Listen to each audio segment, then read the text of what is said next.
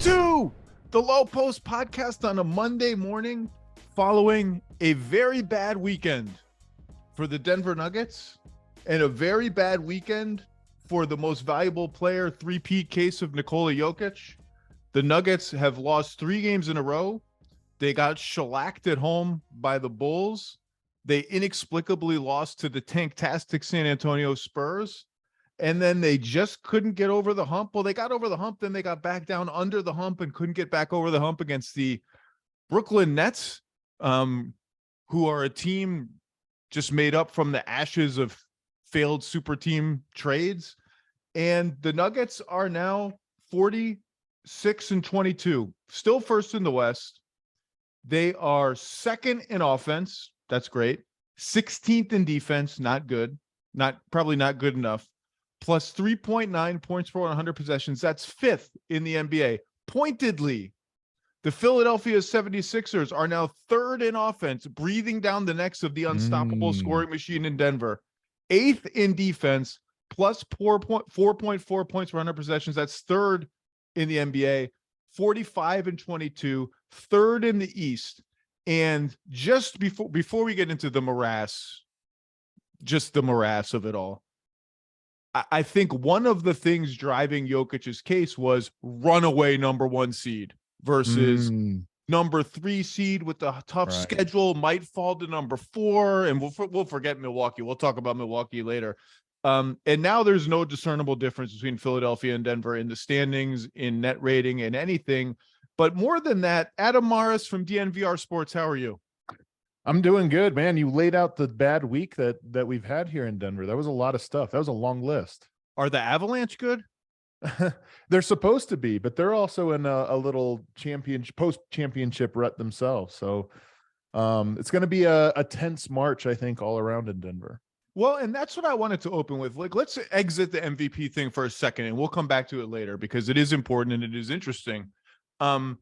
This whole year, I've been going on about, I picked the Clippers to make the finals at the beginning of the year. I said, this is the biggest season in the history of the LA Clippers, period. Yeah. And I've kind of been like, not lambasting them, but just like, this is what you're putting up in like 4 years of Kawhi and PG. You're building to this. You're like a game over 500 or whatever. Then the Suns trade for Durant and they trade Mikal Bridges, who's averaging 26 a game in Brooklyn, Cam Johnson, all the picks, the swap, everything.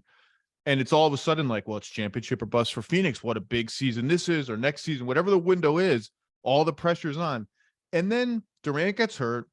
The West, everybody but Sacramento is in some state of disarray or semi-array or discombobulation or recombobulation.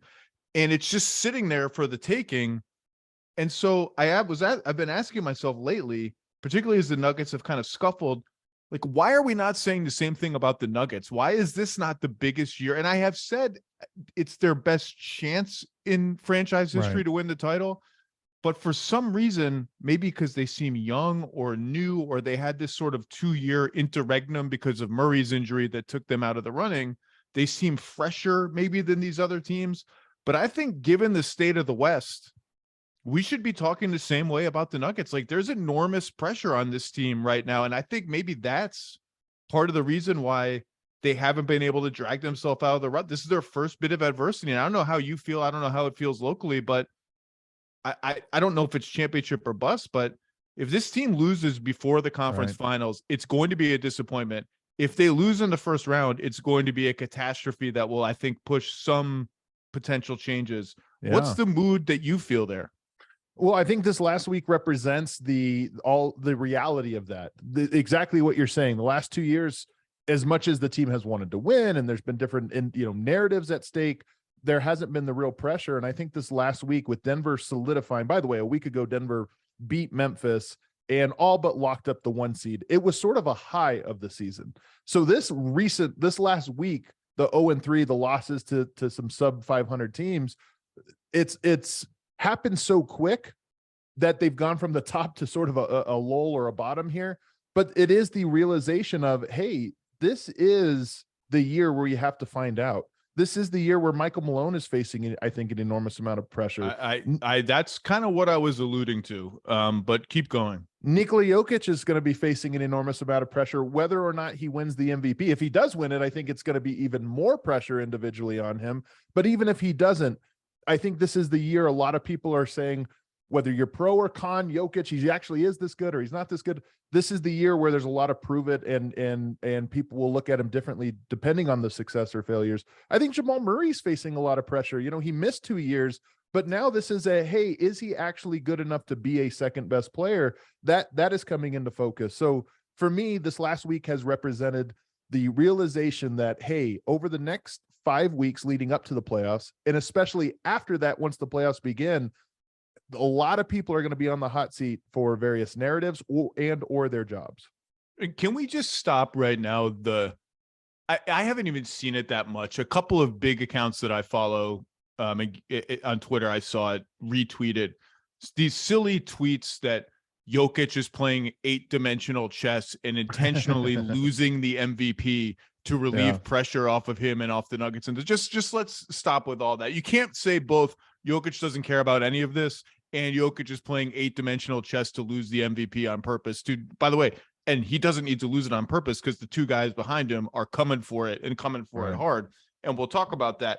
Look, when we talk about Denver and the postseason, it's just defense. The whole question is defense. Yeah. This team is going to score. They're an elite scoring machine with Jokic on the floor at least. And their offense is going to travel, has traveled. It's going to be playoff ready. It's fine. 16th in defense and slumping right now is not going to be good enough. And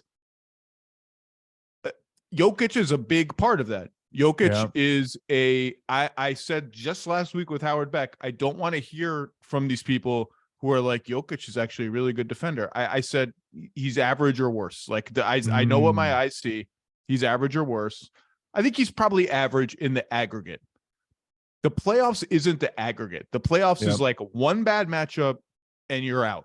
And so all the aggregate stuff doesn't really matter that much. And I do think one interesting thing about their defense is, and one reason why I think there's some curiosity how it holds up in the playoffs is the two ends of the floor interact, right? And I think one of the reasons why Denver has been able to hang around the top 10 in defense for part of this year and parts of some previous years is their offense is so goddamn good. They get to set their defense every time. I'm looking at the numbers today. Cleaning the Glass has them 26th in points allowed per possession in transition. About that bad off of defensive rebounds. Right. Yep. Or by the other team and turnovers both. Right. And some of the other numbers are a little less sort of dramatic than that in other places. But the idea that if it becomes harder to score in the playoffs, if their offense, which is, let's say, 98th percentile now, drops to 85th percentile in the playoffs, is just that enough to imperil their defense? What do you think of that? And as someone who just watches this team every game, when you're going to be watching these next 15 games and saying, I want to see signs that this team is dialing it in on defense, what do you watch for? I mean, it's a really good question. First of all, I want to go to the transition defense, even off of just missed shots. One theory I have with this, because this has been a trend with the Nuggets for a while, and one theory I have with it is Denver, part of what makes them so dynamic on offense is they're so good at forcing switches, and they're so good at taking advantage of those switches. Jokic is too big for the guards in the wings, and then you have players, Aaron Gordon, who's too big if you put a guard onto him or this or that. But if you don't score, you're often mismatched in transition the other way, and Denver is especially bad guarding out of position as well. Jokic has to guard a guard. That's a really tough matchup for him. So I wonder if that's part of it, trying to come up with a theory of why is it that Denver's numbers are so different from made basket versus not. And I have a suspicion that's at least part of it. But what I'm looking for. That's interesting. That's a good thought.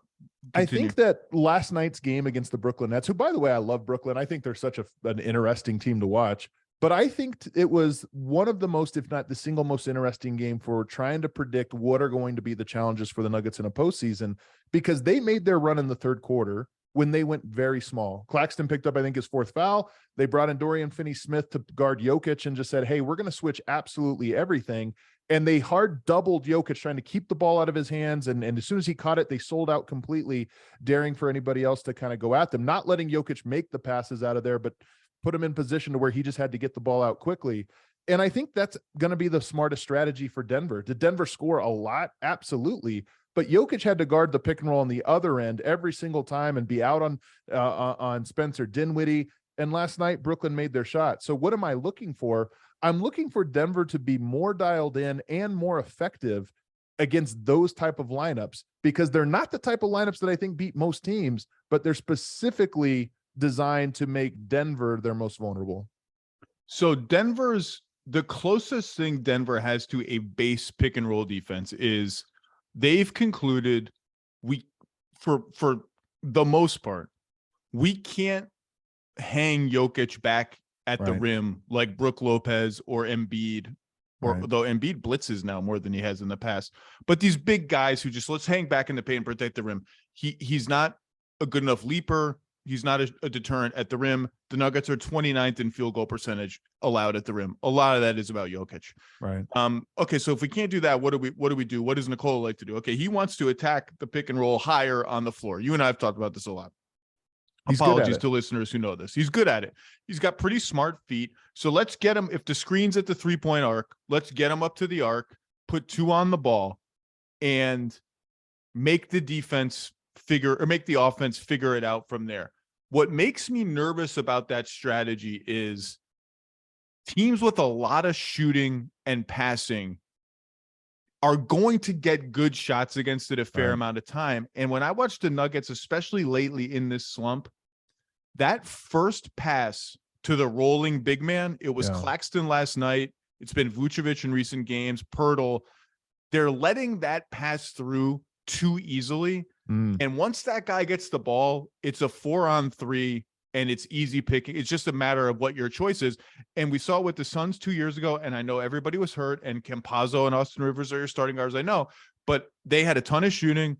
They moved the chess pieces around in interesting ways that really elongate the rotations behind those 2 guys on the ball, to the point that you just can't, these 2 shooters are separated by 25 feet of space. You can't guard both of them with one guy. I don't know. So the Denver's answer to that is, with Aaron Gordon and Michael Porter Jr. on the wings, we're gigantic. With those 2 plus Bruce Brown or Murray or KCP and Bruce Brown, we've got guys that are going to get over that first screen, get their hands up in that first passing lane. Our rotations will be on point. We're big. We're good rebounders. And it just feels like the margin, even with those guys on the floor, is very, very thin. And I wonder, I guess I'm just asking, like, is there another way? Is that the best way? Do you worry that way is just not going to be good enough? So one thing that's interesting about what you're saying is I think it's almost under discussed how much the league has evolved in this very way. I mean, obviously people have been spreading out more and more over the last 10 years and putting more shooters, but that role guy, I think 5-6 years ago, there was very few players that made that role. Now I have to 4-on-3. Where's the rotation coming from? Where do I move? Draymond was like a novelty 7 years ago, like just destroying teams doing that. You just mentioned Nick Claxton. I mean, he's good at this as well, and that's not even what he's known for. But there's so many players, and I think it's why are players better at this is because for 5 years, teams have had to make this adjustment, and hey, here's what you're going to do. Denver beat Utah in the playoffs in large part because Rudy Gobert couldn't make that at a high enough level, and Denver was employing the strategy, and he was making misreads and missing layups on the rotating guy. The league has gotten better at this. So you're right that the margins have gotten thinner at this exact thing. But I think when you ask, how can Denver win this one? Nikola has to be better. And I think there are a lot of indicators that hint that he can be. When you say that pass is being too easy, so you step up, even in this last game, as I'm going back and watching the film, a lot of the plays, Nikola's not up at the level of the screen. He's a little bit too far back, and it allows Dinwiddie or whoever the ball handler is to kind of walk into the pass to the roll guy. You have to be more aggressive. You have to make that a difficult pass so that they're not catching the ball in the exact spot they want. And a lot of that just comes down to Nikola and the energy and effort that he expends on that end of the floor. And Denver has been good at this in crunch time throughout most of the year. If you watch them in the first quarter defense guarding the same actions, it looks one way. You watch them in the fourth quarter, it's clear that there's more energy and effort. And by the way, lastly, the starting lineup, you mentioned Gordon, you mentioned Porter, KCP, there's length in that unit, and you need length and speed and being on a string and chemistry, defensive chemistry. The blended lineups have been the ones that have completely fallen off a cliff when Nikola is out there. Disaster. And I think that is a big part of this for whatever reason, but Denver's core defensive lineups, I think, have actually been better than the numbers bear out. Well, let me ask you this question, a very simple question. Who's the second best bench player on the Nuggets? Bruce Brown is the best. Who is the second best backup player, reserve player on the Denver Nuggets? So your seventh guy. This is the question itself is good, because the answer I'm going to give you might laugh at. I think it might be Christian Brown. I'm not laughing. I'm not laughing.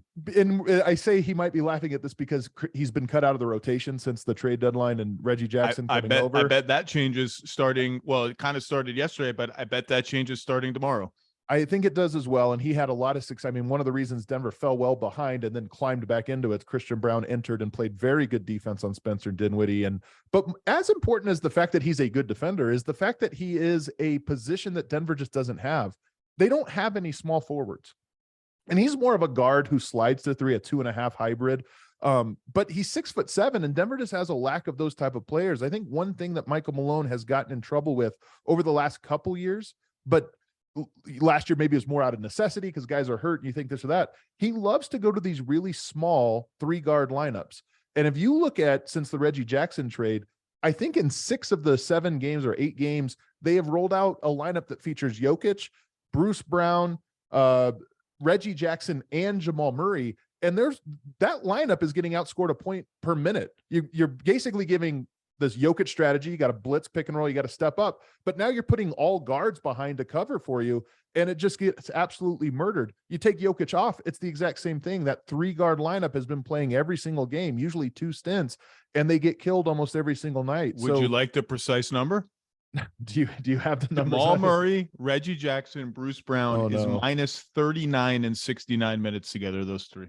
That's rough. And the thing about that number is I would guess that out of the 12 or 14 stints, it's probably been a negative in 80% of them. It's not that there was one bad stint. It's every game it struggles. So I think you look at a Christian Brown and you think that, one, I think he's a really good defender. He's a very smart player. He understands his role. Offensively, is he going to, in a playoff series, is he going to be up and down? Probably, and maybe damningly so. But he has the length and plays the position that you need to execute that. And I'm pretty shocked that he was pulled from the rotation the last 3 weeks. Now, I think if you had asked people in preseason, who is the second best backup on the Denver Nuggets, a lot of insiders would have said Bones Highland. Right. A lot of fans, even a lot of insiders, would have said Bruce Brown, with Bones Highland as the best bench player on the Nuggets. Bones Highland is gone.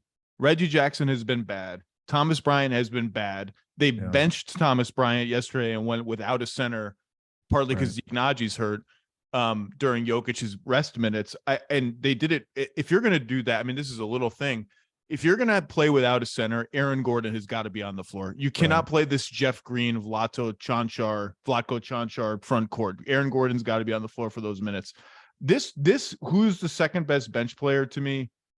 The fact that the answer is maybe it might be Christian Brown is a problem. Yep. The Bones roster spot turned into a 0, and Jeff Green hasn't been good enough. Cancar, I mean, he's been okay. Do I feel great about counting on Cancar for like 22 minutes in a game 7 of a playoff series? Not awesome. Like this is a problem, and I don't know what the answer is. I suspect Christian Brown will get run now because those other lineups are too small.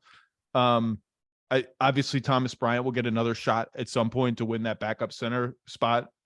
Maybe Zeke Naji will come back and get a run at it too. You win in the playoffs with your best players, but the fact that I have like actual game-to-game confidence in 6 guys right now is not great. It's not. And I think one other piece that we're leaving out of this discussion about the bench is that Jamal Murray has been the stagger option that, hey, go out there. And if you build a bench, if you just look at the Nuggets roster and say, Bruce Brown's going to play and we need Christian Brown. And I think we're going to arrive there going forward that you need him because you need his defense, his length, and the position he plays. So how do you build a lineup around that?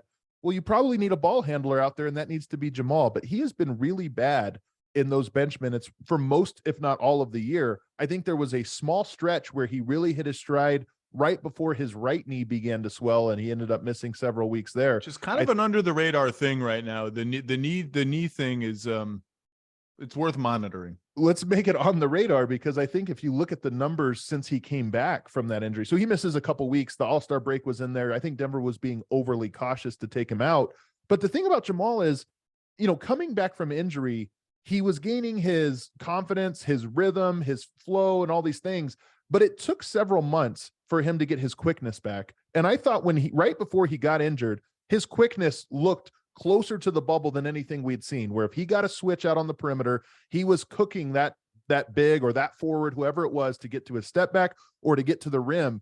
And since he's been back, his 3-point shot, he's been taking a lot of threes and he's been knocking a lot of them down. And his perimeter game, I think, has been pretty good. But in that Nets game last night, he got Nick Claxton out on an island and got the ball stolen from him in a pickpocket in the open court. And you think, this is a point guard who's a really good one-on-one player who's having a hard time getting, albeit a versatile big, but still really good, all defense level big, in fairness. He's a really good player. But if Denver's going to be something, if they're going to make a run this year, Jamal Murray has to be able to exploit those situations and be a little bit more quick. And to me, that's what he's lost. But they need it not only for their best punch, they need it because that bench unit is only going to work if there is somebody that can help them on the offensive end. Michael Malone is going to go with him. I would try Michael Porter out in that lineup to see if he adds something to him. But if you're going to go with Jamal Murray, he just has to be able to elevate that group.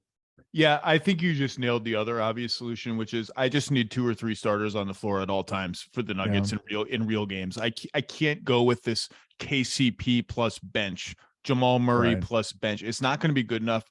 You're just going to have to stretch out Aaron Gordon or Michael Porter Jr. and detach them a little bit from Jokic for a few minutes here and there to lift up that bench.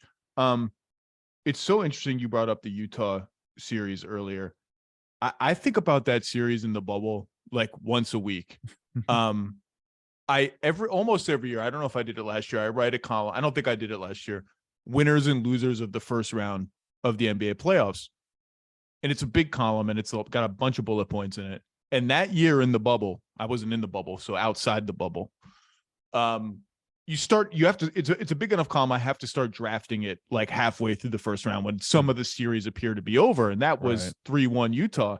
And I had an item in there when it was 3-1 Utah, loser, Denver Nuggets, and the Jokic, Porter, Murray trio. And the whole item was about how they are going to have to come to some realization that those three together may not be good enough defensively for them to make noise in the playoffs. Then they win that series in crazy fashion. Then they just humiliate the Nuggets in 7 games. And that item gets deleted from the column. And then the next 2 postseasons are just kind of like write-offs with Murray injured. And I think about that column a lot. I also think about I feel like in a lot of ways, Porter's gotten way better. Murray's gotten better. Jokic has probably gotten a little bit better, but he just has schematic limitations that other big elite defensive big men do not have. And yeah, this absolutely factors into the MVP debate, and it should. And I've a 2-time Jokic voter.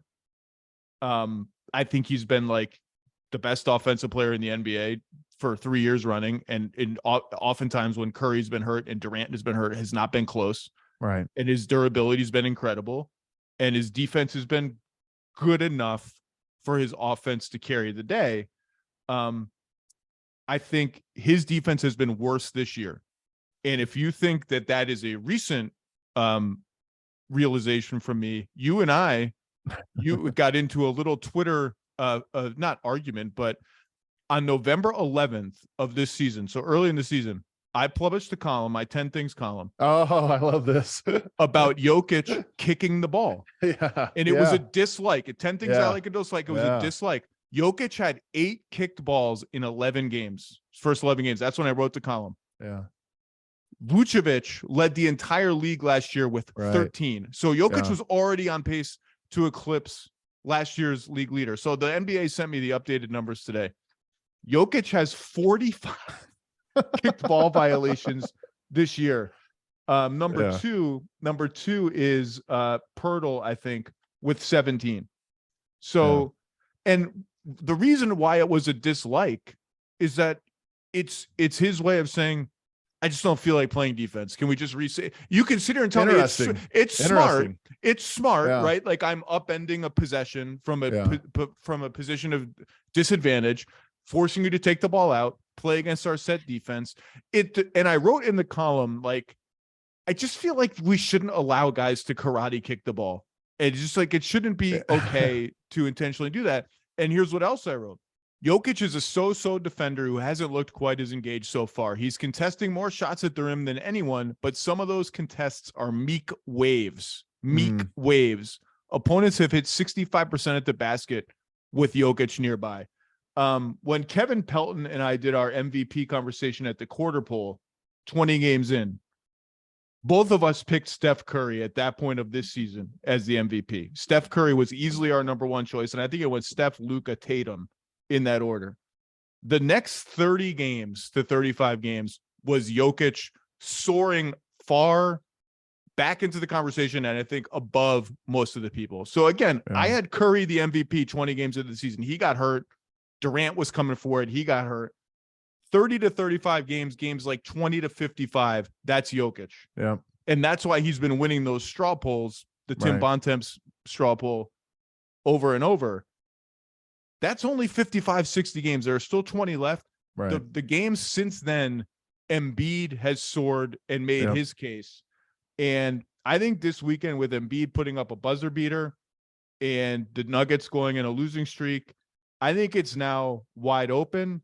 And I think, going back to the offense-defense thing I mentioned earlier, I think Embiid's offense has been better than ever this season. He's shooting almost 55% from the floor. Jokic's offense has been better in terms of efficiency, probably, but his defense, I think, has been worse this season than it has in the last couple of seasons. And so if your argument for Jokic was offense unbelievable, defense good enough, beats defense, Embiid's pretty good in the regular season on defense. When he turns it up, he's amazing. He's pretty good. Right. And like pretty good offense. I think that argument is starting to wobble a little bit right now. And probably you don't care. You're probably your concern is probably like, I want this team to win the championship. And I don't think they can win with the 16th best defense in the NBA. They might be able to survive the West because it's such a mess. But I'll tell you what, man, you probably don't want any part of, if you have the 16th, 17th, 18th best defense, and you see that Phoenix pull up jump shooting machine in the second round, that's going to be a problem. Well, especially the way they play. I mean, it's tailored designed to take advantage of that specific weakness, especially with how well they shoot the mid-range. I mean, Denver obviously dropped eventually in that series against Phoenix a couple of years ago. You've got 3 of the best all-time mid-range pull-up jump shooters in Phoenix that would absolutely feast on that. All the stuff you're saying about Nikola this year, I think, is fair. And over this last run, and again, I wrote it November 11th. Meek contested the rim. Stop kicking the ball. He's 45. I'm pushing back on that. I'm so glad you brought this up because I had forgotten about this and I wanted to bring it up. I think the last time I was on there, this part I pushed back on.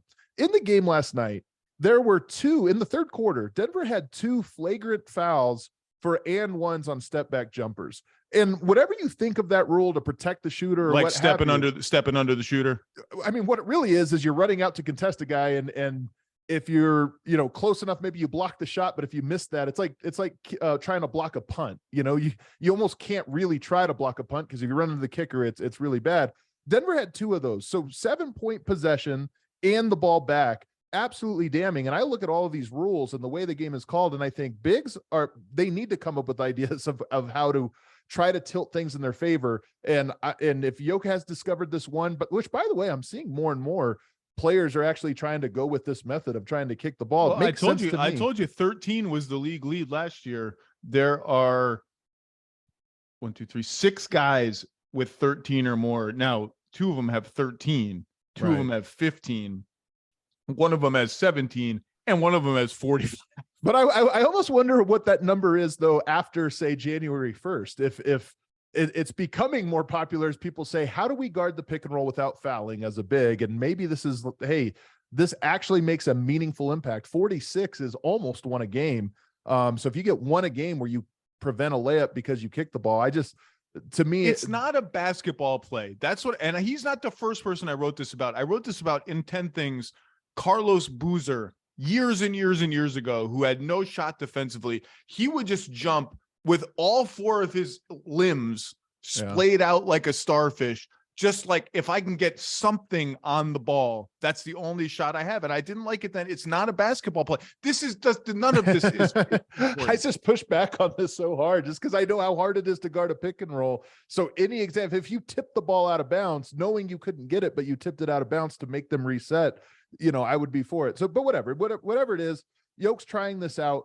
But your broader point that his defensive effort has just been so low. I mean, that San Antonio game was among the worst defensive efforts I've ever seen from him. I wrote it November 11th. Meek contested the rim, and it has not changed the whole year. I think his offense has been so extraordinary. He's averaging a triple-double that him being in the lead of the MVP race from game 20 to like this weekend, I think was fair. I think that was correct.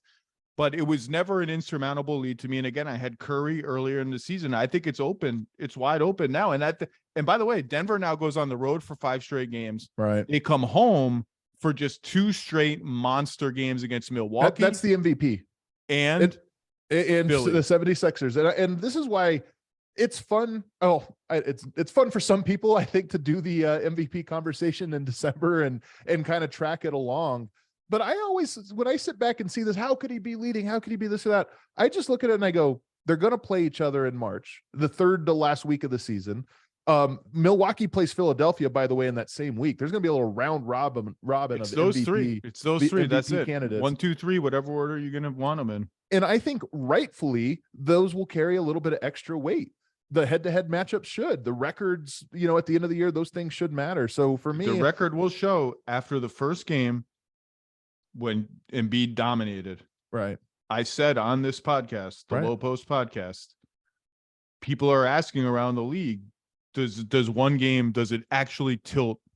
Should it tilt the MVP race at all? I think it should. And I said, this will probably surprise people because I'm like the big picture, Sure. like, no, let's not overreact. I was like, for me, it actually does just a little bit. Like it actually is going to factor in because these are marquee games, and like one guy really, really showed out, and one guy was just like, okay. So it's factor number 73 on a list of factors. And one of those factors, by the way, all year long, I've been kind of asking people around the league about the three-peat thing. General managers, scouts, coaches, and I would say it's almost a 50-50 split between people who just kind of have a cold, hard view of you have to put the last 2 years in the rear view, not even consider them at all. And then the other 50% are, no, the bar actually should be higher every year. And I think half of those people have been saying all year, Jokic might actually be clearing the bar by averaging a triple-double. We're not sure. And I said last week, I'm open to the idea of like history and postseason success and stakes and precedent being a tiebreaker, maybe like if it's close. And people have brought up Wilt Chamberlain. Wilt Chamberlain won his first 2 MVPs before winning a title, and technically his first 3 before winning a title, but he won the title in the 3rd year. Right, that year. He won the title with the 3rd MVP, same year. I think all this stuff matters. I think it's fascinating, but I think the more important conversation for Denver people is it's a big season for the Nuggets. And, you on the one hand, you want to say, well, there's always next year, like Jamal will be healthier, another year of continuity. We get to remake the bench in the off season, blah, blah. I'm like, all right, like who knows what the hell is going to happen next year? Who knows what other West teams are going to reload next year? And, you're not promised anything. Yeah, I mean, there's no question about all of those things. I will say this about the Nuggets: the MVP is not one of the most interesting things about the Nuggets, but it swallows up all of the other stories. And I say that to say that Michael Porter this year has been such a fascinating player because he's so talented And we know that he's had issues defensively and even just the feel of the game. Missing all those years, I think, has robbed him a little bit of his growth as a team player. But this year has been such a great story of the effort he has put in to fit into a larger system. I think he's a guy that could score 25 a game on other teams, on certain teams. The fact that he has been so efficient this year, but because he has really figured out this is my role on the team and this is what they need from me, and every now and then I get to step outside of that, but I'm going to try to excel in this, has been a great story. And it's not one that gets discussed very much because it's all about the Jokic MVP or this or that. And last night, going back to last night's game and why I think it was one of the most fascinating ones, Michael Porter scored a point a minute. He had 23 points in 23 minutes last night. He gets benched in the third quarter. Denver's falling apart defensively. He got benched in the third quarter and did not come back in until there was 26 seconds left in the game. And I looked at that game, and did he have a couple lapses? He had some turnovers in that third quarter, but Denver collectively melted down in that third quarter. Defensively, offensively, he wasn't the only guy. I don't even think he was the worst defender. But last night, to me, was the first Michael Porter has done everything that has been asked of him so far in the regular season. You're right to question, if push comes to shove, does Michael Malone not go to him in a game 4 or game 5 down the stretch? We've wondered that since the preseason. But last night was the first time where I looked at it and I thought, Malone didn't actually have a reason in that game to bench him, but he did. And that gives me a hint that maybe he doesn't fully think that he's the guy that he's going to go into the foxhole with when you need to stop. See, I think you just don't, they're not deep enough to quibble about Michael Porter Jr.'s, I agree, like, flaws here and there. Like, I'm not going to go in the foxhole with Michael Porter Jr. Who am I going in with? Right. Jeff Green? Like, well, it was Bruce Brown last night. Well, but yeah, I get it. Like, I know who their 6 best players are and put whatever 5 of them on the floor. But I just that to me is that's troubling. And by the way, we should say Denver is, when you talk to people around the team over the weekend of like, so what's wrong with the team? What I keep hearing is like, well, like March, we're up by 1 million games. Like, people are tired, and like, okay, like that's probably part of it. I'm sure that's part of it. But at some point, you got to come out of it. And this is this is a big test for them coming up of like, all right, let's dial it back up, get ready for the playoffs. And fatigue and complacency and all that, that's also part of the MVP debate. Like, you got to fight through that to win the MVP. Embiid, by virtue of his conference, and Giannis, by virtue of his conference, has not had the luxury really of complacency or fatigue. They're fighting to like have home court advantage in the second round of the playoffs. Denver doesn't have to fight for that. But that's a new spot for them to be in, by the way, Zach, that they have never been the runaway 1 seed. So this is also a new, I think, a new experience for them. And like I said, coming out of the All-Star break, they got a huge win at Cleveland where they played phenomenally. They got a big win against the Clippers on the second night of a back-to-back where they played phenomenally. They own the Clippers, man. They just own. They really own the Clippers. And then they got a big win against Memphis where we talk about defense. That game, I thought Nikola's defense was A+. From first quarter to fourth quarter, he played phenomenally. That game gave Denver, I think, a 7 or 8 game cushion on the 1 seed. And it was right after that moment that they played so poorly. So I'm of the opinion that some of the things we are seeing are very real. And hey, this is the question that Denver has to answer if they're going to be the team they think they are. And this is the thing they do, what makes people doubt that they can do it. But at the same time, I think there was a natural sort of letdown from those moments that has made them look really bad over the last week.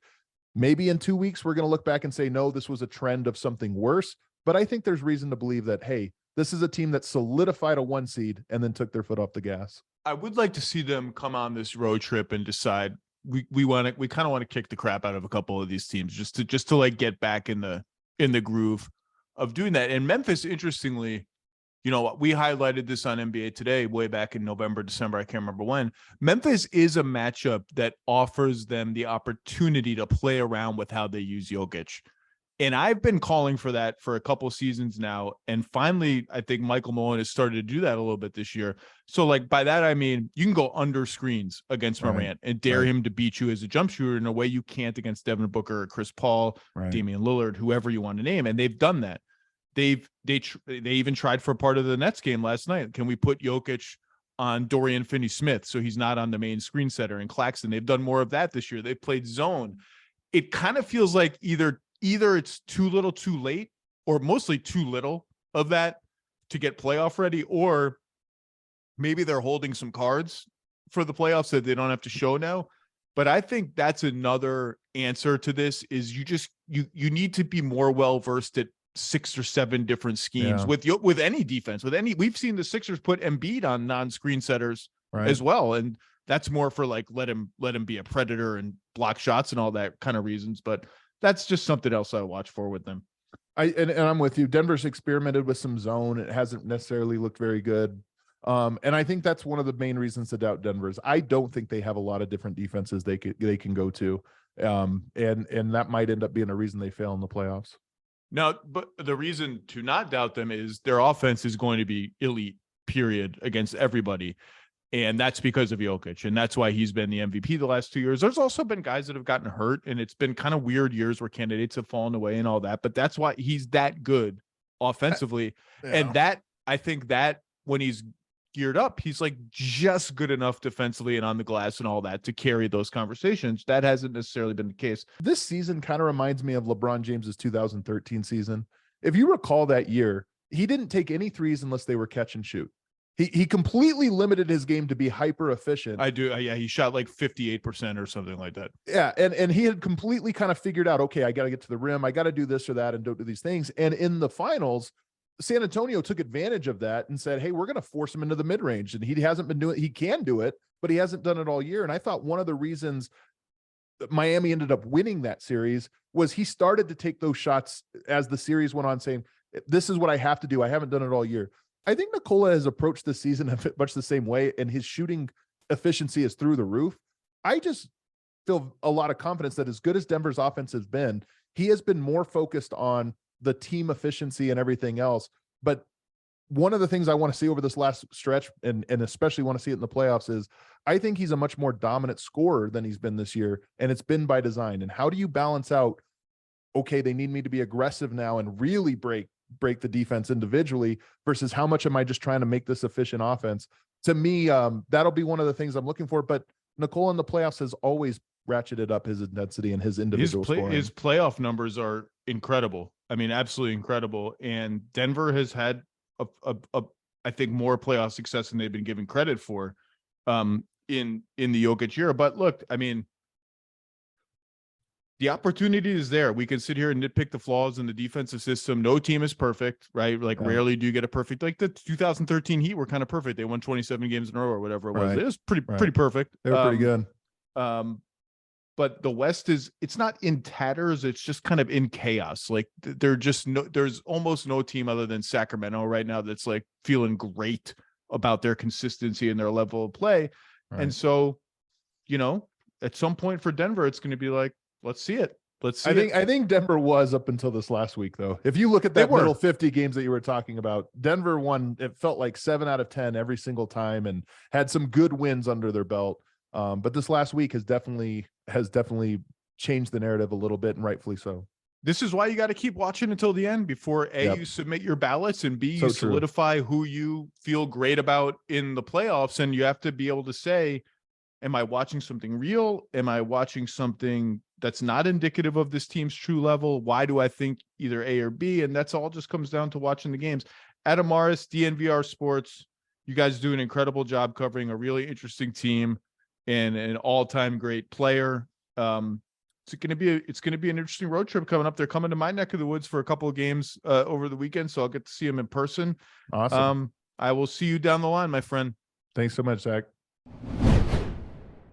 Let's pivot away from the MVP and the Nuggets and all that stuff to the opposite pole of the awards race. And I know there are not a lot of people who want to talk about Bol Bol, who wanted to talk with me, I would say, about Bol Bol in December, about his most improved player candidacy. Not a lot of people who are diving into the deep depths of like the 12th honorable mention for most improved player, but Nekias Duncan of Basketball News and the Dunker Spot podcast, one of my Peloton companions. How are you, sir? I know you're one of them. You're ready.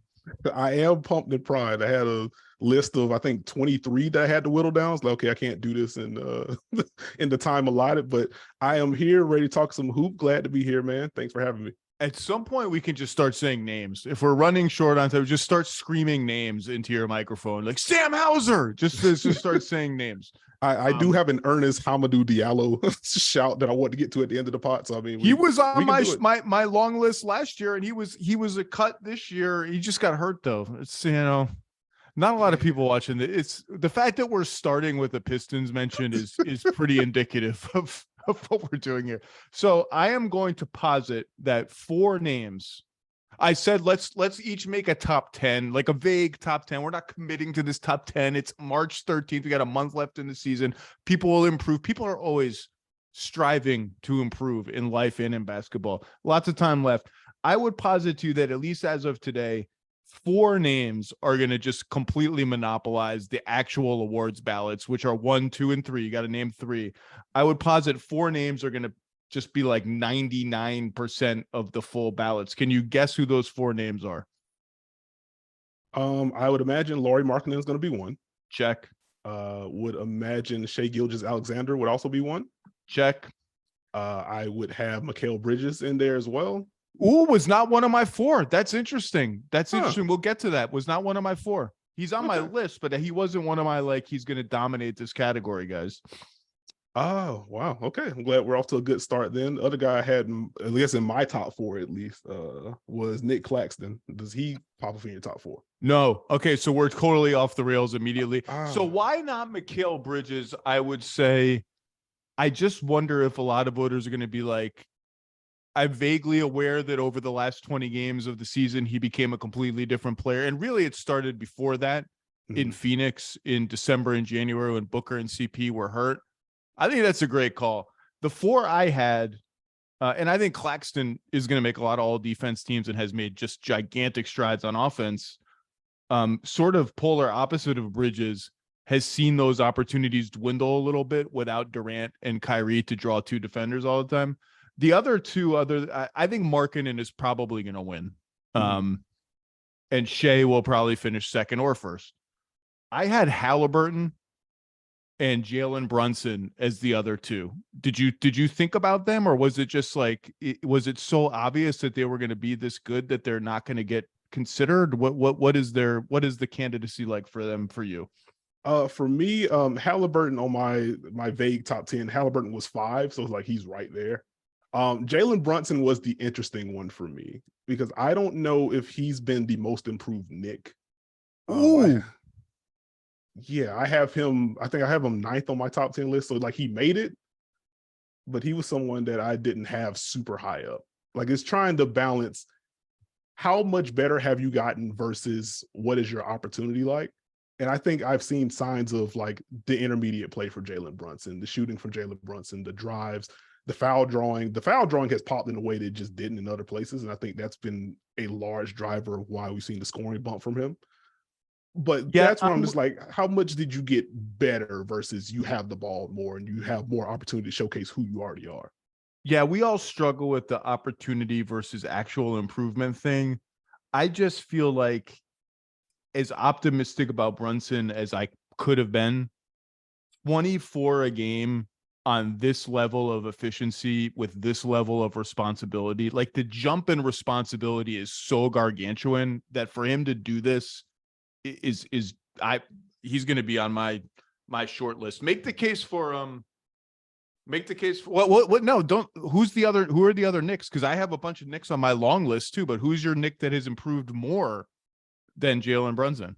I think it may just be virtue of the games that I've caught for New York, but it feels like Immanuel Quickly has made more of a leap from last season to this season than Jalen Brunson has. I think obviously Brunson has been better, but I think what Quickly has done defensively, particularly what he's done with his screen navigation, like he's just been unbelievable at the point of attack this year. You already know what he brings as a pull-up shooter. Slow start to the year on that front, but now he's up to I think around 36% from threes this year. The decision making his 2-point percentage is way up too from what I recall. Yeah, he's just getting much more comfortable with the ball in his hands, making better decisions once he gets inside the arc. It feels like it's calibrated more to shooting versus passing, but even the passing reads that he's made have looked a little bit better from last year. And so that's where I'm like, for most improved, it feels like he's he looks more different than Jalen Brunson does. And maybe I'm just on an island on that, but that's kind of where I land. No, some guys, it doesn't like scream in the stats that they've gotten better.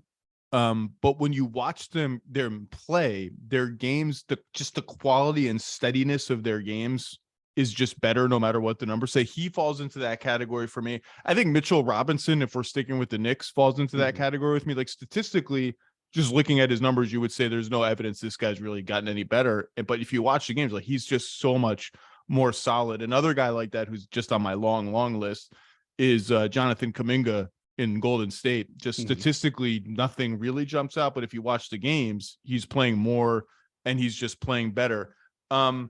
Talk about Bridges for me, because I think the Nets will have a bad record in all these games by the end of the year when he's playing this well.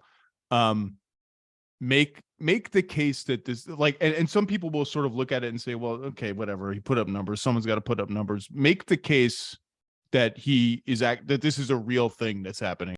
I would say, just for what Bridges has done, and you already touched on a little bit earlier, the growth started in Phoenix. I think there was a clear emphasis from Monty Williams for Mikal Bridges to do more on the ball. You've seen him as a guy that kind of replaced Devin Booker in some of those elbow sets, getting to run more pick and rolls. Just looking at his pick and roll volume, I was peeping on Second Spectrum a little bit earlier. He's running about 2.6 pick and rolls per 100 possessions last year. That includes the playoffs. This year it's near 11.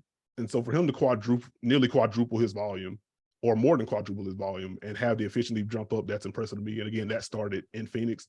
So him getting more comfortable with the ball in his hands, making more reads, the scoring has really popped for me. It popped in Phoenix. The numbers weren't huge until that stretch without Devin Booker, and you really start seeing it in the box score. But you knew what kind of pull-up jumper he had. Him actively seeking out contact and finishing through contact better was a little bit new. And we've seen that kind of extend once it's gotten to Brooklyn. And so not only is he getting higher usage, he's seeing better defenders, and he's throwing the shoulder nudge on these drives now. He's doing a little bit better at creating space for himself. And now you get to the high release point, the insane touch. And I think that feels very translatable to me. Like, I think he's just gotten so much more comfortable against physicality that it just it accentuates everything else he can do. Because if you do, looking forward for Brooklyn, if you get a true number one and slide him off, he's already proven he can play off the ball.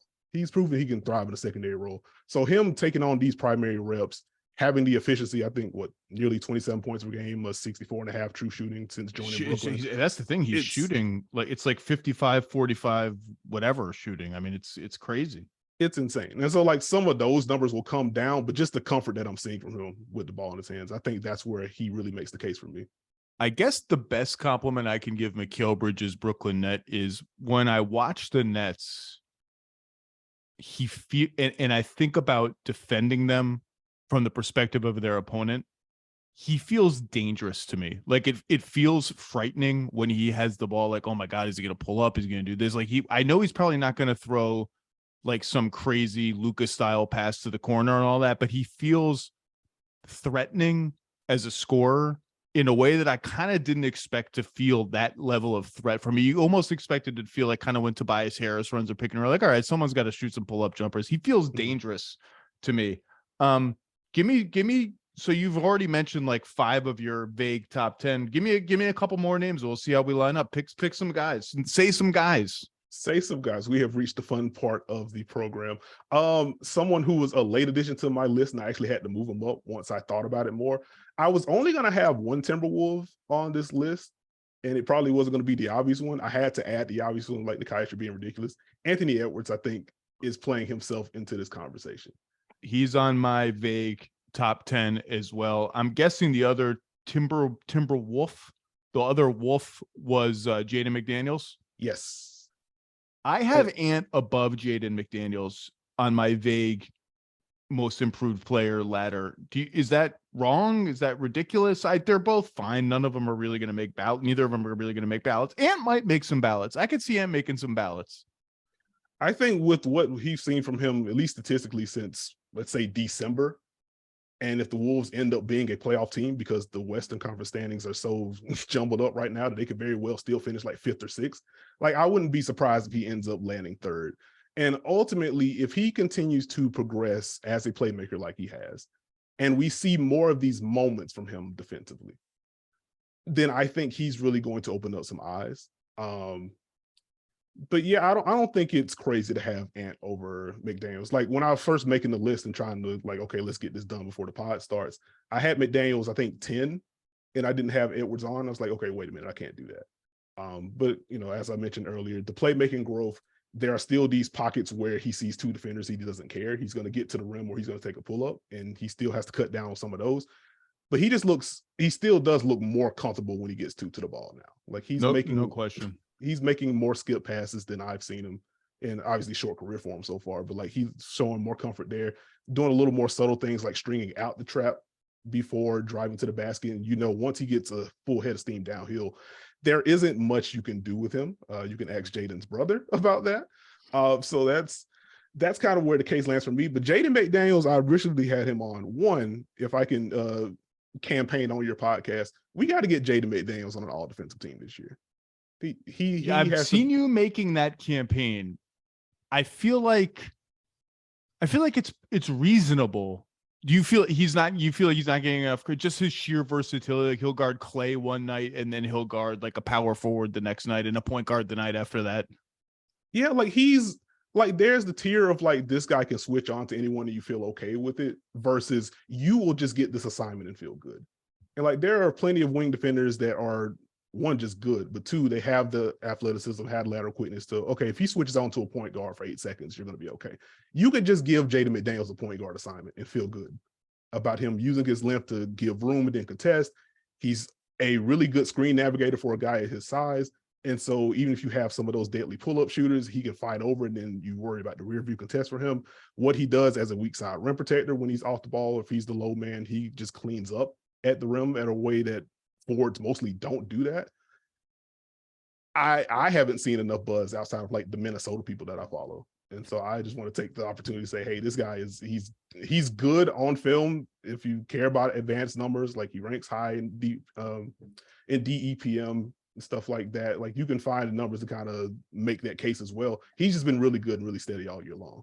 Yeah, when they have Ant, Jaden McDaniels, and Kyle Anderson at the 2, 3, 4, there's just a ton of length around Gobert that makes it just much easier for them to play any number of different styles, and much harder for teams to just spread them out and try to attack 5 out like Gobert has been victimized with in the playoffs before. Yeah, Jaden McDaniels, 38% from 3 on not a ton of attempts, but that's a big deal. And he's made himself into okay, I'm comfortable with this guy playing 30-something minutes a game because he's a big enough offensive threat. Can I make a case for someone that I don't think is getting enough love this year? Sure. Myles Turner.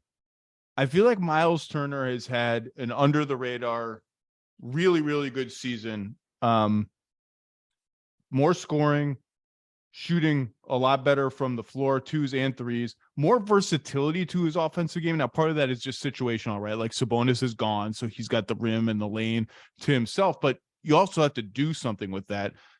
Having Tyrese Halliburton, who's a genius, makes it easier for him to do something with that, but he's rolling more. He's mixing up the timing of his rolls, and defensively, he's as good as ever. I think he's at like, I think his scoring's up like 5 points a game this year from his general career numbers. His efficiencies numbers are up. His free throws are up. You know, he had kind of settled in as like a 12 to 13 point a game bit player on offense. He's up around 18 now, hasn't really sacrificed much on defense. Still not someone I'm going to feel comfortable with, like with the ball in open space, running handoffs and stuff like that. But for what he is, I think he's gotten meaningfully better. Did he make even your 23 person list? He did in fact make the 23 person list, which now that I'm saying it out loud, it's like, wow, Nekias, you did a lot. But no, he did make the list. You already mentioned the rolling and just having more space and opportunity to do so. I hesitate with him when he's having short roll opportunities, because I think the processing on some of the passes can be a little iffy for him. That still has to grow. But even with that, he looks so much more comfortable as a scorer in those situations. And I think what's also been highlighted with him just being the center now is that those pump and drives hit a little bit differently. Like he's pretty comfortable putting the floor on the deck, taking a couple dribbles and getting all the way to the rim. He also, like when they throw him the ball in the post against mismatches now, I used to cringe when they did that, and now I'm like, he he's probably going to score or like get fouled or something. It's not something that as a defense I'm necessarily just inviting you to do against my worst perimeter defender over and over again. Yeah, that's an important leap, and that's something I would imagine like Phoenix people would like to see DeAndre Ayton do more consistently than he does. I think he's a better scorer than Myles Turner is on the interior, but just seeing the change in mindset, and this is something that Caitlin Cooper wrote about not too long ago, and the work that Caitlin does with the Pacers is insane. I don't know if there's anyone covering a team in professional sports like she does, but at any rate, she's talked about what Myles Turner has done, the shift in aggression with some of the post-ups, even with some of the screening actions that he's been used in. There's just a level of intention and purpose when he gets the ball or when he feels like he can get the ball that is a big shift from last year. So I don't think it's crazy at all to have him pretty high up on your list. All right, say some names. Give me some more names. Oh man, do we want to talk about Josh Green in Dallas? Yes, we do. He's on the border of my vague top 10. He's slowed down lately. His numbers don't jump off the page, but he is averaging 9 a game. I think he was at 4 last year, and the 3-point shooting is just a complete game changer. Sometimes it's just one skill. Like, it's all you need. If you get better at this one thing, everything else in your game that existed before it comes alive more. And that's shooting for him. And it was very weird 10 days or so ago when suddenly Justin Holiday got his starting spot. I was like, what? Why is that going on? Like, they just got Justin Holiday and Josh Green's been good all year. I didn't get that. And that got reversed rather quickly. I'm glad that it did get reversed. I guess the logic could just be trying to balance out the second unit a little bit better. And since he's gotten better as the shooter and the snappiness that he shows in the half court, acting as a connector, like, I guess I can see where the thought came from. I disagree with it then, and I'm glad that it's reversed. It's been pretty proven that he needs to play more minutes. But no, like, Steve makes the joke all the time. Like, he said never again in the offseason after Rudy Gobert defended him in that first round and just did not defend him. And since then, like, he still has the juice as a driver. He will still flow into handoffs. He'll still set some screens. And now you had the shooting on top of it. It just accentuates everything else that he does. So I've enjoyed watching Josh Green play. Can I ask you a question? Yes. This is something that I broached on the pod we had you on, but I'll ask again. Like, has your opinion changed at all on what to do with second-year players for this award? I don't even remember what opinion I expressed. It's very, it's strange. You don't, improvement is baked in to year 2. And yet, as I think I said on your podcast, it seems like year 3 guys win this a lot. And it's sort of like, well, shouldn't you keep improving in year 3 or still early in your career? Why is year 3 like now you are anointed most improved? So I have the second year guys. So I don't know. I guess the bar is a little higher. Like, you've got to just blow up in year 2 maybe. But here are I have some second year guys on my short and long lists. Josh Giddey, Alperen Şengün are in my vague top 10. And then there are the second year guys that I never know what to do with the second year guys who barely played as rookies. So they're going from they're almost rookies. So that's sort of like Santi Aldama is on my long list. And I'll just leave it there. He's the best of that candidate. I think Anthony Lamb would be another example of that, but Aldama is the best one. But I have Giddey and Şengün, although he's slowed down lately, on my vague top 10. Do either of those make any sense to you? They do make sense. They didn't make my top 10. I guess while we're on like the second year guys, did Austin Reeves make your super long list? Yeah, he's on my super long list. And I actually think, he's on a roll lately. And when D'Lo was hurt, D'Lo came back last night and lit up the Knicks, although in a loss. He got to run back up point pretty much with LeBron also hurt, and looked pretty good doing it. And I've said before about the Lakers, he has games, Austin Reeves, where he clearly decides, I'm going to look to score more tonight. I'm not going to be this sort of like Josh Green style passive ball mover glue guy. Like, I'm going to look for my shot. And they're better when he plays that way. And he's better when he plays that way. So he's on my long list. He's on your top 10? Not top 10, but he made the long list for me. Second year guys, had Şengün on. You mentioned Giddey already. Franz, what he's done in year 2. Evan Mobley, we're really seeing the scoring pop for him. Keeping an eye on Scotty Barnes still, like it's been up and down for him overall, but like we've seen some growth in some of the micro skills for him. So yeah, I don't think any of those guys have improved enough. But for me, Giddey, and look, I'm a Mobley true believer, and I've seen all the stuff that's happened in the last 6 weeks. You're not surprised anymore where he scores 25. But in the aggregate, I'm not sure it's enough. I think Giddey, Giddey, Şengün, either one, they've both, but Mobley's unbelievable. And all these are good candidates, really. Yeah, I'll also toss another question. This is out of left field. This guy did not make my top 10, but he's someone I wrote down and thought about. So I want to pose a question to you. I guess one, like, where do you land on the notion of guys kind of graduating outside of the award? And two, should we at least have a sentence about what Damian Lillard has done as a driver this year? It was item number 1 and 10 things I like and don't like last Friday at ESPN. Damian Lillard, career high in drives per 100 possessions, according to Second Spectrum, career high in efficiency on drives, blowing away his career high in free throws. And just what I wrote about was, okay, so you got to put 2 on the ball at the 3-point arc, or else he's going to rain fiery death on you from out there. And he's just roasting that second guy over and over again. And then the third guy comes and the fourth guy comes, and all of a sudden, like, I can't even see Damian Lillard because there's 5 dudes on him and everyone else is wide open.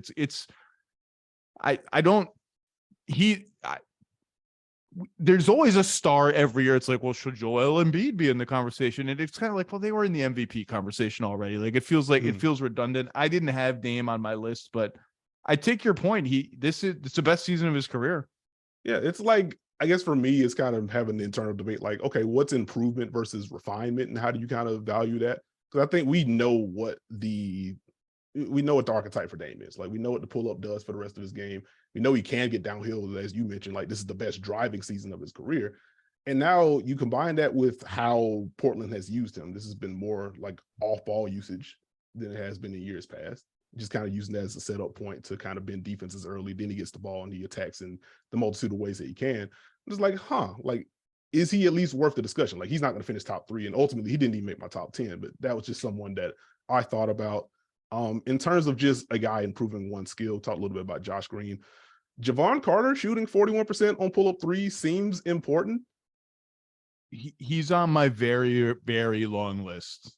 I agree with you. Like, someone just told him, Bud just told him, and he told himself, I'm shooting.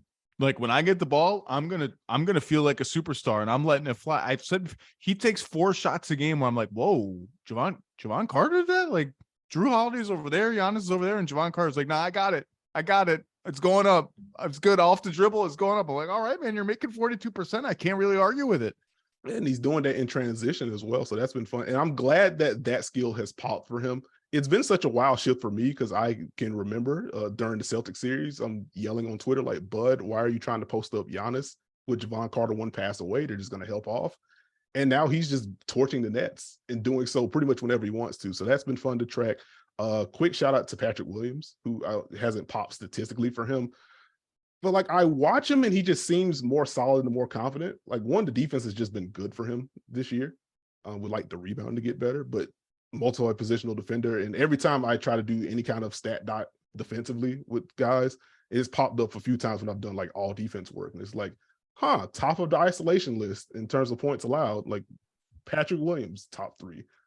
Let's look at this stat here. Patrick Williams, top 10. It was like, okay, like, he's felt good. It didn't feel like this. So it's just someone that I kept an eye on. And then offensively becoming more assertive.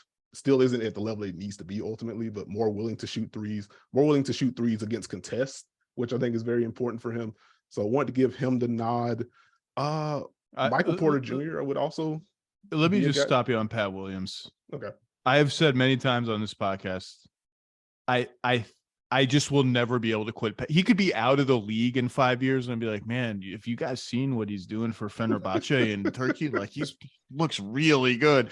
I'm in on Pat Williams. People wrote him off super early. He's younger than like 8 of the guys who got picked in the first round of the last draft. He's only 21 years old. It's been slow. And some games he's assertive, and some games you're like, did he play? Did he take any shots? But I'm fine. It's not as exciting as I hoped it would be by year 3.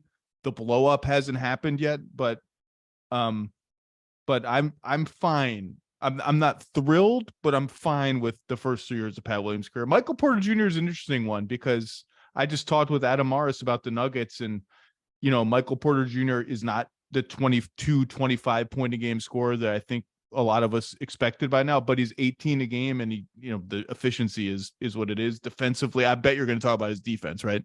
That's the one. That is the one. I think with what Denver wants to do defensively, playing Jokic at the level, we're not going to talk about Jokic at the drop. I'm sure you already did that with Adam, but with him at the level, like the back line is just so important. And Michael Porter Jr. was such a problem area for him earlier in his career. And the strides that he's made, he's just been a firmly fine defender for me, which is a big step from where he was. And honestly, the way that he's rotating on time now is helpful. His size at the rim is also helpful. And honestly, and I wonder how you feel about this, I feel like his off-ball instincts this year have been better than Bruce Brown's, and that's just not something that I had factored in.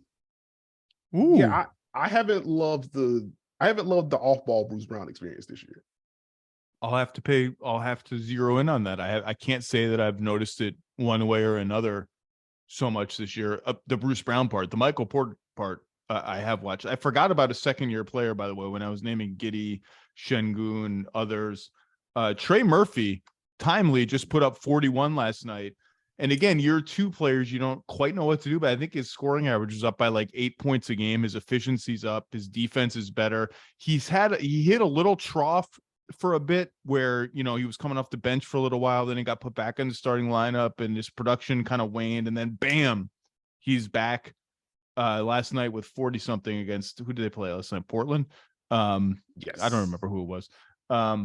He's on my like short-ish list, but again, year 2, I don't know. Yeah, also made the list for me, and then that also just made me sad about Herb, who just a slow start to the year, period. And now the defense has just been insane for him again, which I'm happy about. But defenses are treating him like he just isn't on the floor when they're on offense, and that's a problem, to say the least. But interesting Herb season for sure.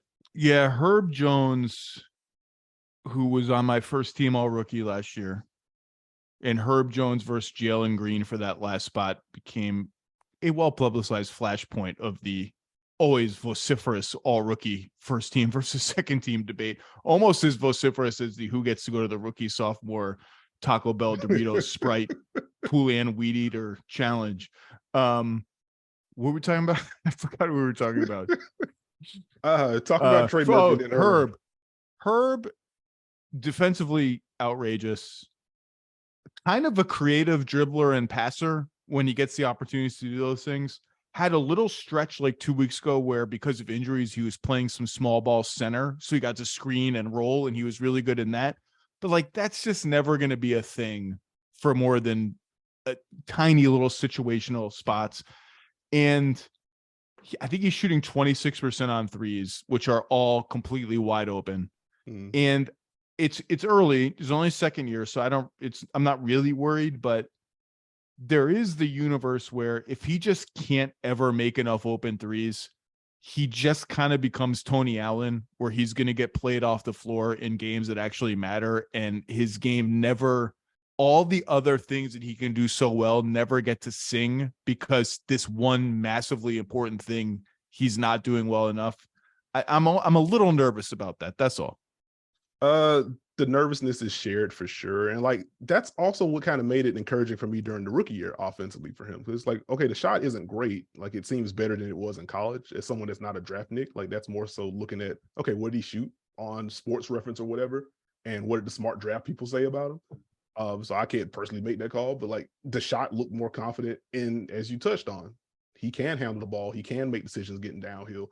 And it was like, if there's enough there, as long as he's playing alongside players that can tilt the floor already, like, the shooting doesn't become as much of a detriment. So naturally, we haven't seen Zion. We haven't seen much of Brandon Ingram. Like, CJ McCollum's been up and down in 2023 at the very least. And so now it just kind of highlights, okay, you have to shoot if you're going to stay on the floor. And he just hasn't been able to do so. So I hope he's able to turn that around. We've gotten this late into the podcast and pains my heart that he's not in my top 10 anymore after being at the top of my list in mid-December. Bol Bol? Yeah. The bowler coaster? The bowler coaster? I was riding the bowler coaster and he was in the rotation. He was starting. He was in the rotation. He was out of the rotation. And it just hasn't hit the way that it was earlier in the year. It's kind of unfortunate. I hope he's able to turn things around. Now, look, I mean, we could also, the flip side is maybe we're just letting recency bias take hold for us, because Bol Bol, even with this, now he comes off the bench and plays like 14 minutes a game, and we're just not seeing the coast to coast, like, oh my God, he's dunked it from like 3 feet above the rim with his hand. We're just not seeing that much, not seeing as many as my favorite Bol Bol thing is when he switches onto a guard and lays back like 10 feet. And the guard's like, oh yeah, I got an open 3. And midway as the guard is jumping, you almost see it register on their face, like, uh-oh, this is not going to work out for me. He's going to throw this back in my face. Bol, he played 87 minutes as a rookie, 160 minutes in his second year, and 81 minutes last year. And he's played 1,389 minutes this year. Like, you could still make an argument that just based on being a part of a team every day, he kind of still belongs in the conversation. I still don't really know like what he is, because he's not. They don't play him at center, so he's not a center. He gets guarded by guards all the time, wings he can't post up. He's too skinny. Like, I don't really know what he is, but he's interesting.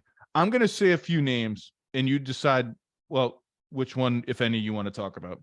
Okay. I already said Sam Hauser's name. He's not interesting to me. Apologies to Sam Hauser. Nick Richards. It's a deep cut.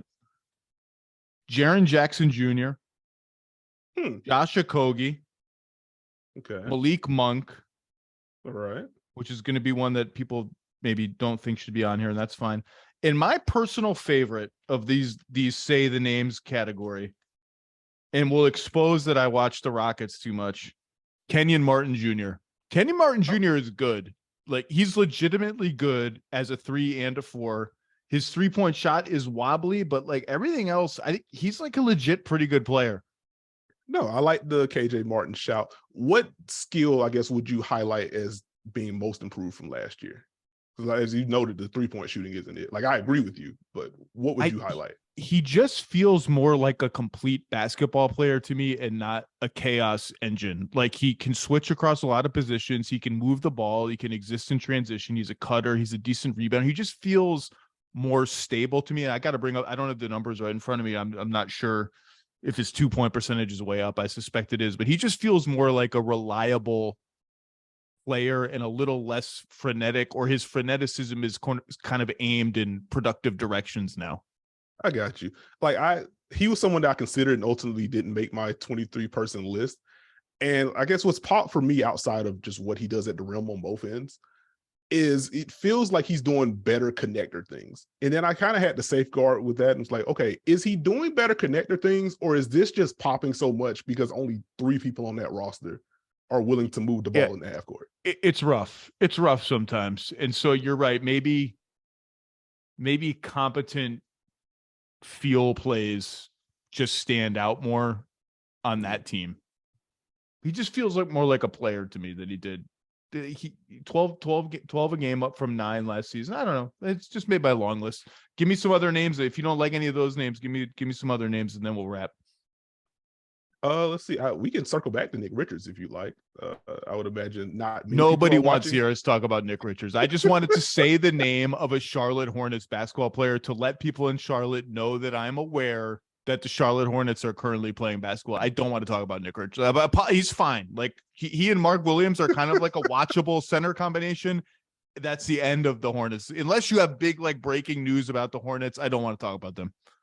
Okay, well, no big breaking. Just as the screen merchant on the podcast, just wanted to highlight how good that's been.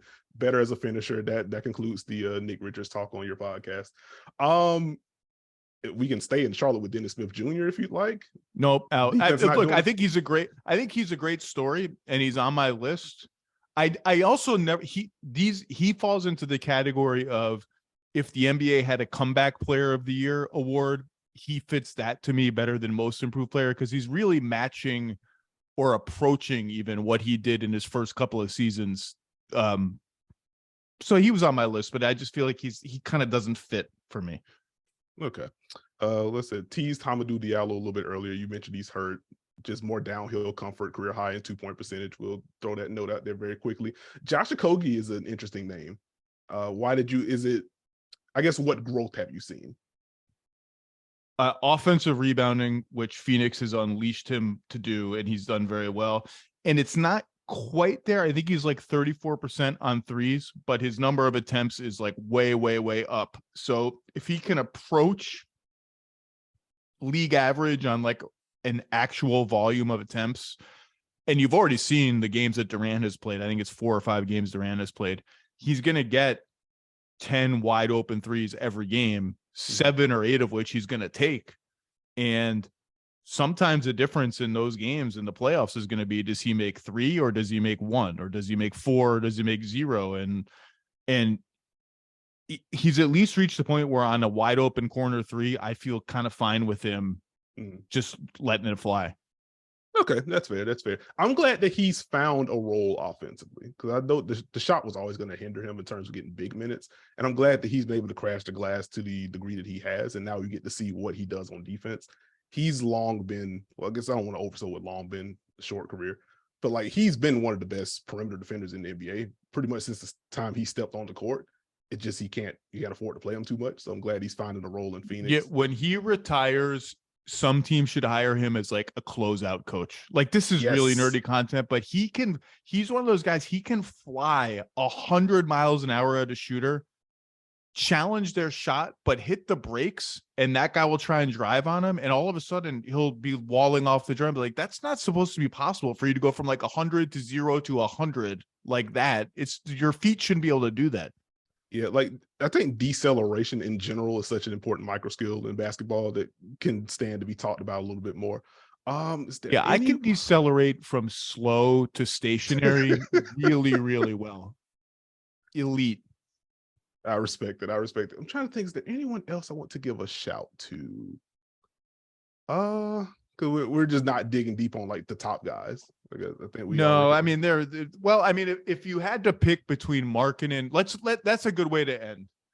I mentioned Jaren Jackson Jr. and he's interesting to me because he feels it's kind of like, is it improvement or is it he's had seasons where part A of his game is really good, but part B is so-so and part C is pretty good and part D is so-so. This is the year where parts A, B, C, and D are all pretty good. None of them other than the shot blocking better than they've been markedly in like the prior good seasons for that category. I don't know what to do with that. But if you had, it's going to come down to Markkanen and Gilgeous-Alexander, I think. At least my early vague look at it from my ballot is probably those 2 guys at the top. If you had to pick one, who do you pick? I probably lean Lauri right now. And I think it's, as we continue to monitor just how much SGA is going to play moving forward, as that note kind of alluded to not too long ago, like that also may hurt him just in terms of games played if the MIP voters care about that part. But I lean Lauri, 25 points per game, nearly a 65 true shooting percentage. As I wrote earlier this month, if he was to break that 65 mark, he would become the 9th player in NBA history to average 25 on higher than 65 true shooting percentage. To get that kind of workload, to score with that volume and efficiency, and with the defenses that are thrown at him, and just defenses being geared towards him, period, has been kind of insane to watch.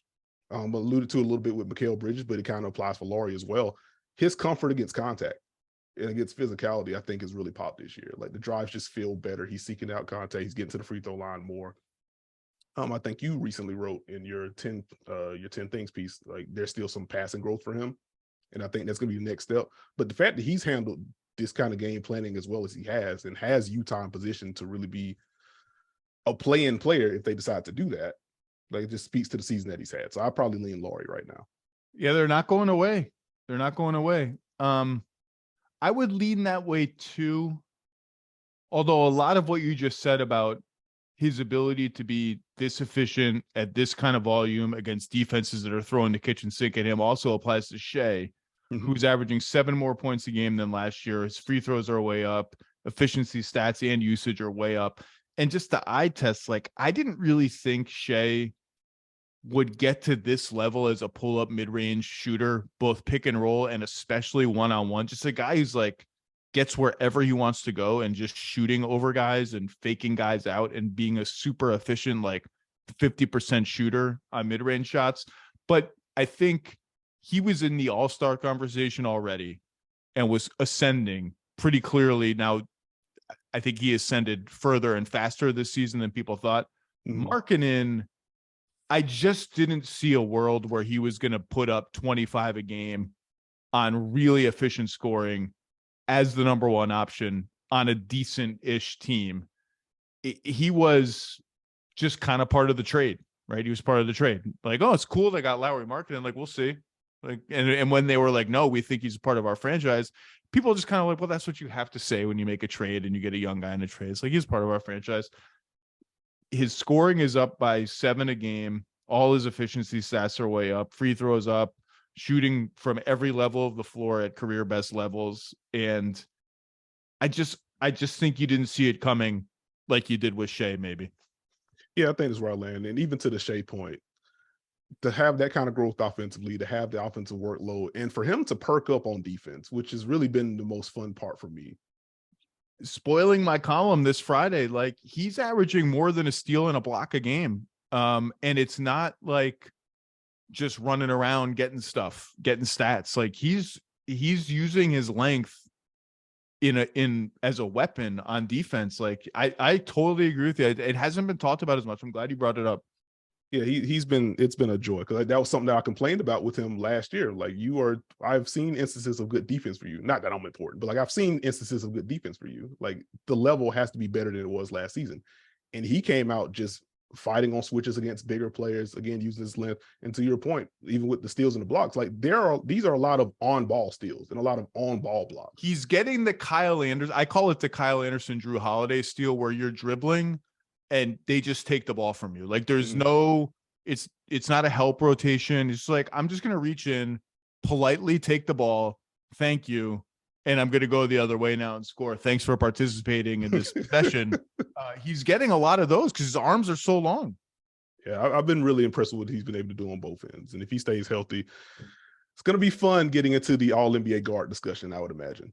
Fun is one way to put it. Can we this is not most improved, but I'm curious what you think of the other Jalen Williams on the Thunder. J-Dub, the wing, Jalen Williams.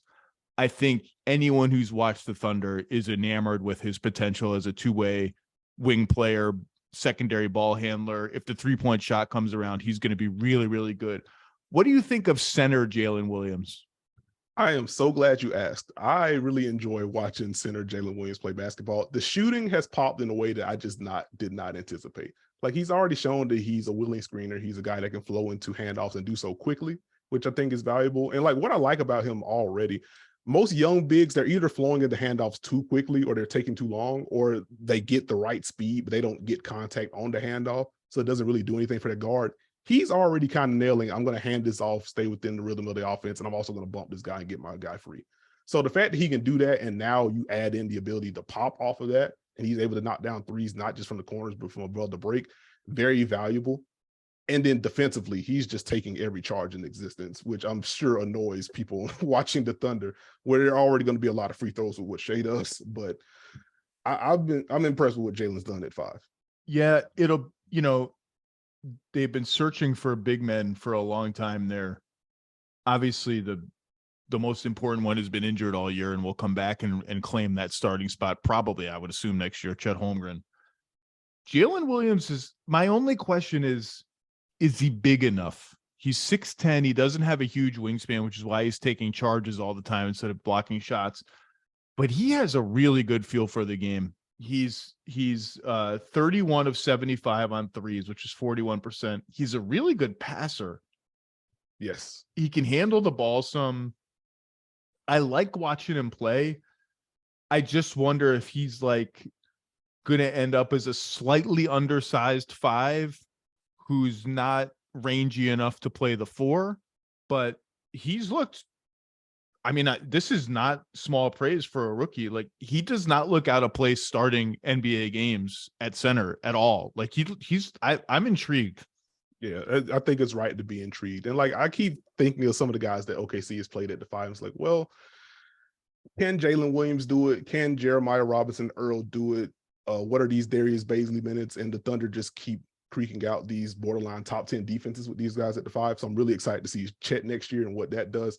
But no, Jalen has slotted right in. He fits right into the ethos of what OKC wants to do defensively. So yeah, I liked when they kind of dispense with all those guys and we're like, we'll just try Kenrich Williams at center now because he's good. Like these other guys are bigger than him, but like Kenrich is actually good, and Kenrich is hurt now, and Jalen Williams has taken over. All right, well, I guess that concludes the most improved player conversation. I'll have to get into my really, really long list another time. You have the dunker spot to record with Steve Jones. Must listen for all basketball fans. Annoyingly smart content from Nekias Duncan and Steve Jones. You are writing at Basketball News frequently. You had your three-quarters awards ballot last week. I'm sure there will be more this week. Anything else you're working on or that posted today and I might have missed that you want to mention? Nope, just stay tuned to basketballnews.com. More writing coming, more episodes of Dunker Spot coming out. Other than that, thank you for having me, man. It's been a blast. Anytime. Enjoy the stretch run, and the playoffs are around the corner. Nekias Duncan, everybody. Thank you, sir.